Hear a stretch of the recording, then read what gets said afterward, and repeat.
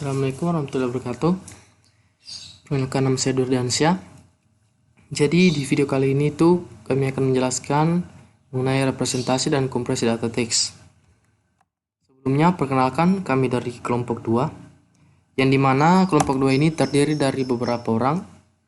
Yang pertama yaitu saya sendiri, Dwi Ardiansyah. Yang kedua Resti. Yang ketiga Yun Rusmianti, Daniel Jermar Cavalera, Lavolio, Queen Isabel Felicia Tambihe, Lili Carmila, Susana Aprilia Marani, dan Fatma Yuniar. Jadi pada materi kali ini itu terdapat beberapa bagian, yaitu pertama definisi, teknik kompresi teks, macam-macam metode kompresi teks, kemudian metode kompresi data. Nah, jadi selanjutnya saya akan persilakan kepada anggota saya, Daniel, untuk menjelaskan materi selanjutnya. Oke baik, pada slide ini saya ingin menjelaskan tentang representasi. Representasi merupakan cara bagaimana nilainya disimpan di dalam memori komputer. Media representasi merupakan suatu penyalur basis data untuk menyajikan tampilan berbentuk data multimedia. Bentuk data media representasi bisa diambil dari contoh di bawah ini. Nah, bentuk media representasi yang pertama ada teks. Dalam bentuk teks merupakan media representasi sederhana yang hanya berbentuk tulisan. Bila dalam bentuk digital seperti kode ASCII, kode HTML, terus query database, dan file teks. Nah, berikutnya ada image. Dalam bentuk gambar atau image bisa berbentuk pixel dan setiap pixel direpresentasikan ke dalam bit dengan ukuran yang berbeda-beda sesuai banyaknya warna yang disimpannya dan warna yang ditampilkannya dengan mengikuti warna standar atau RGB. Nah, yang berikutnya ada audio. Dalam audio representasi yang digunakan adalah berupa sinyal digital yang didapat dari proses sampel suara asli yang direkam atau disalurkan. Nah, yang berikutnya ada video. Dalam video, representasinya berupa frame yang dijalankan dengan waktu tertentu saat perekaman atau pengambilan video. Nah, mungkin cukup sekian materi yang bisa saya sampaikan. Untuk materi berikutnya akan dilanjutkan dengan teman kelompok saya yang lain. Baik, selanjutnya saya akan menjelaskan mengenai definisi dari kompresi data. Kompresi data adalah suatu upaya atau cara untuk mengecilkan ukuran data dengan mengurangi jumlah bit yang digunakan, sehingga hanya memerlukan atau mampu menggunakan ruangan penyimpanan yang lebih kecil dan membuatnya lebih efisien dalam menyimpannya atau mempersingkat waktu dalam mentransmisikan data tersebut. Selanjutnya adalah tujuan dari kompresi data. Tujuannya yaitu untuk merepresentasikan suatu data digital dengan sesedikit mungkin bit, tetapi tetap mempertahankan kebutuhan minimum untuk membentuk kembali data aslinya. Adapun data digital ini dapat berupa teks, gambar, suara, serta kombinasi dari ketiganya. Contohnya seperti video. Untuk membuat suatu data menjadi lebih kecil ukurannya daripada data aslinya, kita memerlukan tahapan-tahapan atau algoritma untuk mengolah data tersebut. Selanjutnya macam-macam kompresi data. Secara garis besar, kompresi data dibagi menjadi dua jenis. Yang pertama, kompresi data berdasarkan mode penerimaan data oleh manusia dan kompresi data berdasarkan outputnya. Nah, pada jenis kompresi data berdasarkan mode penerimaan data oleh manusia dibagi lagi menjadi dua, yaitu dialog mode dan retrieval mode. Dialog mode adalah proses penerimaan data di mana pengirim dan penerima seakan berdialog secara real-time. Contohnya pada video conference. Kompresi data harus berada dalam batas pendengaran dan penglihatan manusia. Waktu tunda atau delay tidak boleh lebih dari 150 milidetik, di mana 50 milidetik untuk proses kompresi dan dekompresi, dan 100 milidetik untuk mentransmisikan data dalam jaringan. Selanjutnya, retrieval mode. Retrieval mode adalah proses penerimaan data yang tidak dilakukan secara real time. Dapat dilakukan fast forward dan fast rewind di klien. Dapat dilakukan random access terhadap data dan dapat bersifat interaktif. Selanjutnya yang kedua itu ada jenis kompresi data berdasarkan output. Pada jenis ini dibagi lagi menjadi dua bagian. Yang pertama ada lossy compression dan yang kedua ada lossless compression. Yang pertama lossy compression. Teknik kompresi lossy ini menyebabkan data kehilangan beberapa informasi dan data yang telah dikompres menggunakan teknik lossy ini umumnya tidak dapat dipulihkan atau direkonstruksi seperti sama persis. Biasanya teknik ini membuang bagian-bagian data yang sebenarnya tidak begitu berguna, tidak begitu dirasakan, dan tidak begitu dilihat oleh manusia. Sehingga manusia masih beranggapan bahwa data tersebut masih bisa digunakan walaupun sudah dikompresi. Contohnya itu ada MP3, streaming media, JPG, MPEG, dan WMA. Misalnya terdapat image asli berukuran 12,249 bytes, kemudian dilakukan kompresi dengan JPEG yang kualitasnya 30 dan berukuran 1,869 bytes. Berarti image tersebut 85% lebih kecil dan rasio kompresinya 15%. Yang kedua ada lossless compression.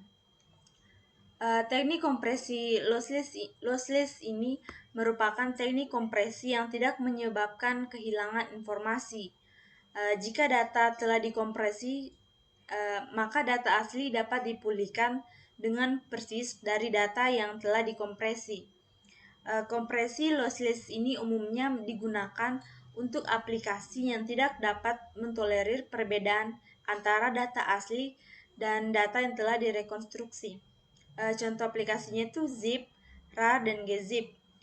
Misalnya pada data teks, data program atau biner, beberapa image seperti GIF dan PNG.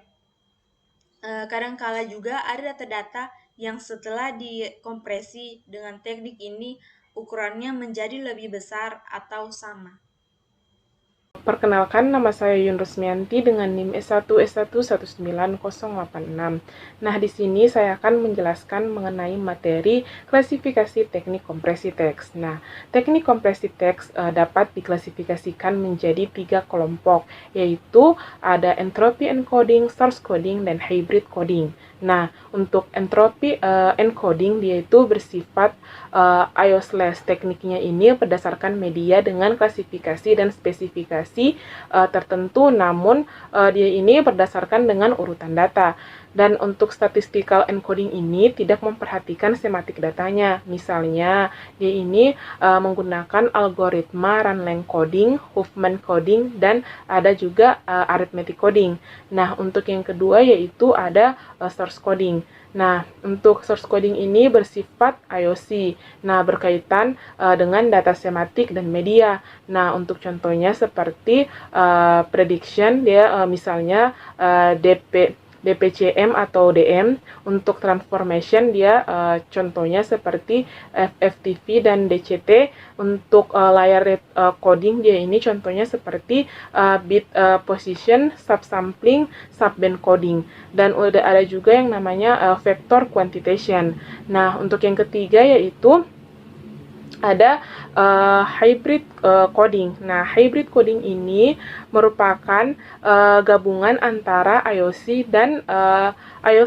Nah, misalnya dia ini ada JPEG, ada MPEG, ada H261, dan ada DVI. Nah, selanjutnya materi yang saya akan bawakan yaitu ada teknik kompresi teks. Nah, untuk teknik kompresi teks ini ada beberapa teknik kompresi teks. Nah, di sini saya akan menjelaskan yaitu ada 3. Ada static Huffman coding, ada adaptive Huffman coding, dan wrong-length encoding atau RLE. Nah, untuk static Huffman coding dia itu frekuensi karakter frekuensi karakter dari string yang akan dikompresi dianalisa terlebih dahulu. Nah, selanjutnya dibuat pohon Huffman yang merupakan pohon biner dengan root awal yang diberi nilai 0 untuk sebelah kiri dan 1 untuk sebelah kanan.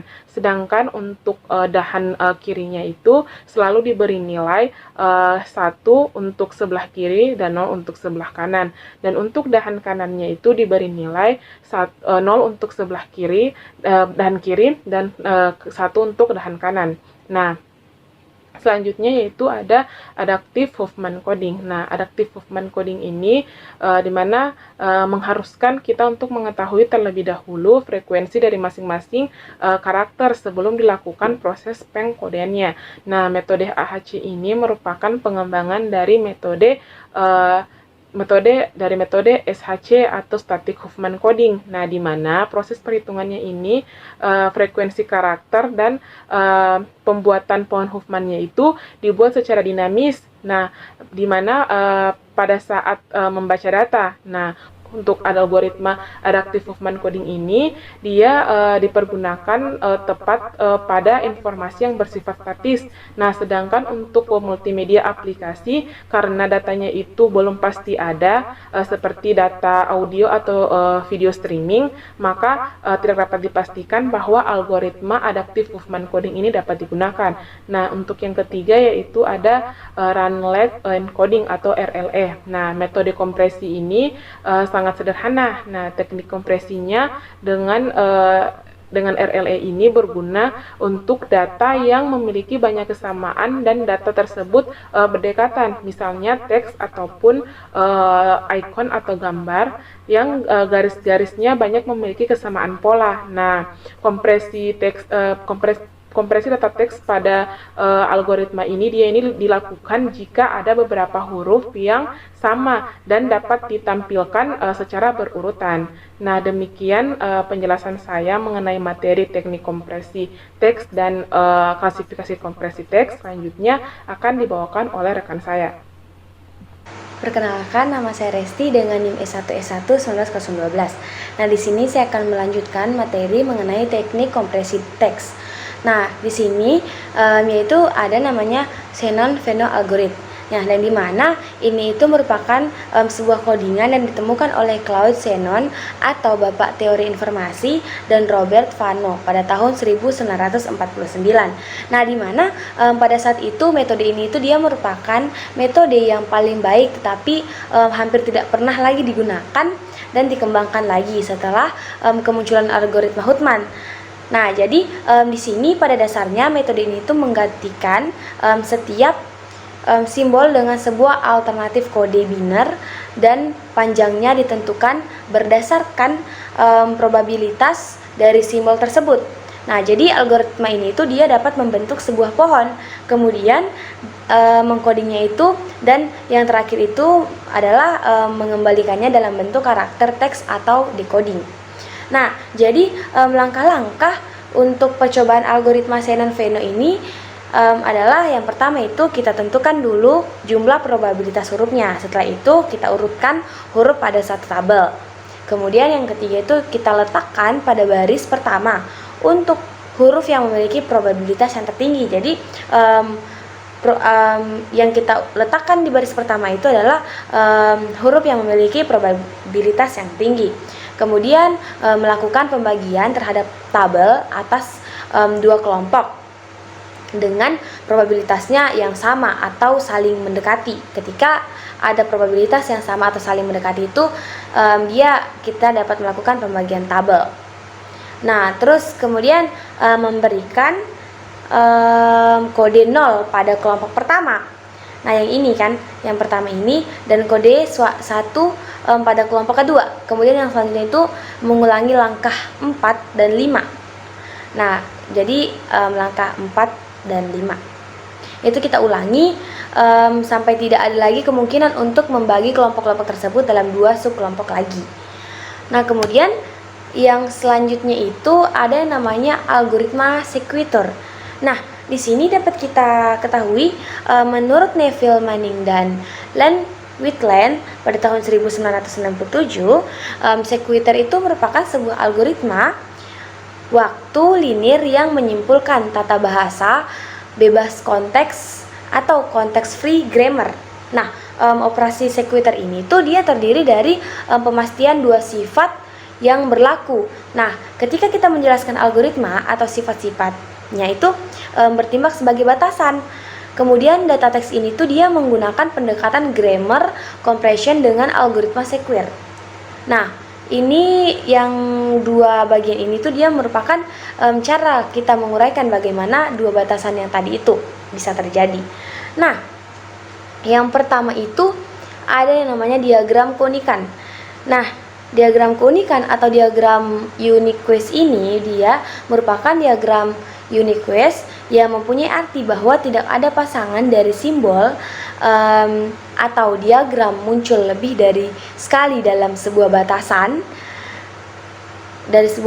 atau tata bahasa. Nah, jika hal ini itu terjadi, maka kita akan melanggar aturan dari batasan yang pertama dari diagram Uniquest yang tadi kan. Nah, jadi sehingga akan membentuk aturan baru atau simbol non terminal yang akan menggantikan simbol atau diagram yang muncul dari sesekali. Nah, kemudian yang kedua itu ada namanya aturan kegunaan atau rule utility. Nah, rule utility ini tuh dia memiliki arti bahwa setiap aturan produksi itu dapat digunakan lebih dari sekali. Nah, kenapa? Karena jika ada aturan yang hanya digunakan sekali, maka akan terjadi pelanggaran pada batasan kedua, yaitu pada batasan rule utility ini. Sehingga aturan itu hanya dapat dipakai sekali saja dan akan dihapus dan dihilangkan menurut Ervin 2011. Baik, selanjutnya itu kita menggunakan metode kompresi teks dengan algoritma sequer. Nah, yang dimana tadi algoritma sequer itu dia sudah ditentukan, yaitu untuk algoritma waktu linear yang menyimpulkan tata bahasa bebas konteks ke dalam suatu pemanfaatan untuk mengurangi masukan yang berulang. Nah, jadi di sini dapat dijelaskan itu ada namanya flowchart algoritma sequitur itu. Nah, yang pertama kita mulai, habis itu kita input atau kita proses ke menu utama atau akan diproses ke menu utama. Kemudian kita masukkan data file yang akan diinput. Setelah itu akan dimasukkan ke decision. Nah, di sini itu akan ditentukan apakah file yang dimasukkan bertipe teks atau tidak. Jika data tersebut bertipe teks, maka akan diproses dalam proses kompresi file dengan menggunakan algoritma sequitur ini. Kemudian akan diproses lagi untuk menyimpan hasil kompresi dengan tipe sequitur tadi itu. Nah, setelah itu ketika berhasil, maka di sini akan ditentukan lagi apakah mau melanjutkan tentang kompresi atau akan mengkompresi lagi atau kompresinya itu selesai atau tidak. Nah, jika selesai maka dia akan diproses selesai. Nah, ketika tidak, maka dia akan looping kembali ke sini. Nah, jadi di sini ketika sudah kembali ke sini, jadi apakah file tersebut dimasukkan ke tipe teks. Nah, ketika tidak, akan diproses yaitu kompresi file. Setelah itu akan disimpan hasil kompresinya itu dengan tipe teks. Jadi setelah itu ketika sudah disimpan, maka akan diproses lagi apakah mau melanjutkan kompresi atau akan didekompresi lagi. Nah, jadi seperti itu menurut dari metode kompresi teks dengan algoritma sequitur ini. Baik, di sini saya akan membahas tentang proses kompresi data teks menggunakan algoritma sequitur. Nah, yang dimana proses kompresi data teks ini terdapat 4 tahapan proses, yang dimana sebelum itu kita harus tentukan dan tetapkan dulu file sumber dan file tujuannya. Nah, setelah file sumber dan file tujuan telah ditetapkan, maka proses yang pertama yaitu mengkompres file sumber dengan algoritma sequitur tersebut. Nah, kemudian file sumber tersebut untuk huruf yang sama sebanyak 2 buah akan dikodekan dengan huruf A. Nah, lalu dilanjutkan dengan membuat pengkodean baru untuk 2 buah karakter yang sama dan dilanjutkan seperti langkah awal sebelumnya. Nah, setelah itu dilanjutkan lagi dengan proses pengkodean isi file yang akan dikompresi dengan mencari kesamaan 2 buah karakter dan mengkodekannya berturut setelah pengkodean terakhir. Nah, hal ini terus-menerus dilakukan secara teratur sampai seluruh isi file habis dibaca dan apabila ditemukan pengkodean, maka disimpan untuk nantinya dikonversikan pada proses dekompresi file sumber. Nah, untuk mengkompresi sebuah data teks yang mengandung kata A, B, C, C, C, D, C, C, D, langkah yang dilakukan oleh algoritma splitter adalah yang pertama memasukkan dulu karakter ke dalam S, yakni A, B, C, C, C, D, C, C, D. Nah, selanjutnya dikodekan untuk huruf yang sama, dikodekan menjadi A. Kemudian selanjutnya mencocokkan pengkodean dengan data sehingga menjadi AB, sehingga dari A, B, C, C, C, D, C, C, dan untuk CC-nya diganti menjadi A. Nah, kemudian mengkodekan A ke dalam terminal S sehingga menjadi AB, A besar, A kecil, B kecil, A besar, D kecil, A besar. Nah, setelah itu kita masukkan lagi karakter baru. Nah, sehingga menjadi A besar, A kecil, B kecil, A besar, D kecil, A besar, D kecil. Selanjutnya kita kodekan A dan D. Kita masukkan dalam kode B. Nah, sehingga selanjutnya mencocokkan pengkodean dengan data.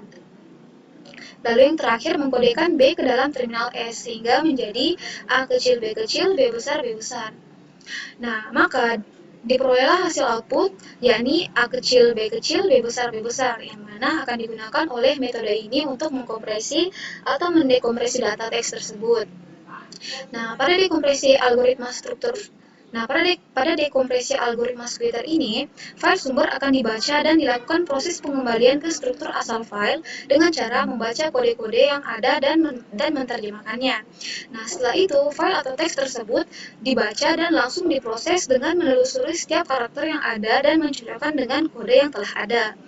Nah, dan yang terakhir, proses ini akan berlangsung sampai semua file terlewati dan karakter yang sesuai dengan kode-kode yang tersedia akan berubah atau terkonversi ke dalam bentuk file asli atau yang belum mengalami proses dekompresi. Sekian yang dapat saya sampaikan, saya kembalikan ke moderator. Mungkin itu saja yang dapat kami jelaskan. Kami dari kelompok 2 mengucapkan terima kasih atas kesempatan yang diberikan. Kurang dan lebihnya mohon dimaafkan. Wabillahi taufiq wal hidayah. Assalamualaikum warahmatullahi wabarakatuh.